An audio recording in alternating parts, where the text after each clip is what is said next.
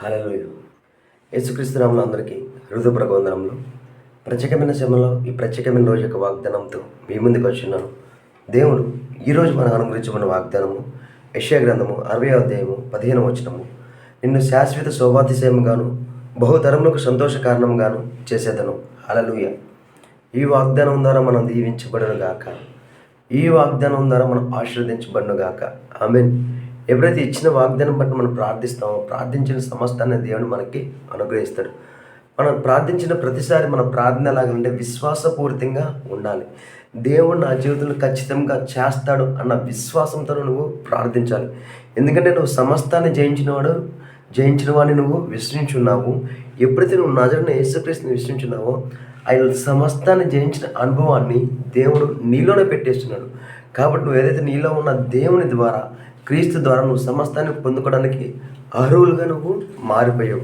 కాబట్టి ఈరోజు నువ్వు వాగ్దానం తీసుకుని నీకు ఏదైతే కావాలో అది ప్రార్థిస్తున్నావో దేవుడు సమస్తాన్ని నీ జీవితంలో సమకూరుస్తాడు.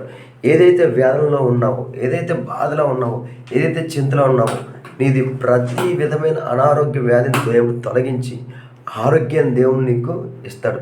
ప్రతి అనారోగ్యం మీద అధికారం కలిగిన వాడు నజరుడైన యేసుక్రీస్తు. ప్రతి విధమైన వాటి నుండి విడుదల చేయగలిగిన వాడు యేసుక్రీస్తు. ఎందుకంటే సమస్త విషయాల్లో విడుదల పొందినవాడు నజరుడైన యేసుక్రీస్తు. కాబట్టి నీ జీవితంలో బలహీనతన్నింటిలో కూడా విడిపించగలిగిన వాడు ఆయనే. ఆయన అందు విశ్వాసం నువ్వు ఎప్పుడైతే ముందుకు వెళ్తావో ప్రతి దాంట్లో నీకు విజయము కలుగుతుంది. ప్రార్థించుకుందామా. స్తోత్రం మహోన్నతమైన దేవా, నీకే వందనాలు ఆ స్తోత్రాలు చెల్లించుకుంటున్నాం తండ్రి. ఇచ్చిన వాగ్దానం బట్టి నీకే కోట్ల స్తోత్రాలు చెల్లించుకుంటున్నాం దేవా. ప్రతి ప్రయాణంలో మీరే తోడైనా నడిపించండి తండ్రి. తల దగ్గర ఉన్న అరికల వరకు ముట్టి స్వస్థపరచండి దేవా. ఇదిగో తండ్రి, ఎవరికి ఏ సహాయం కావాలి మాకైతే సమస్తం తెలియదు కండి.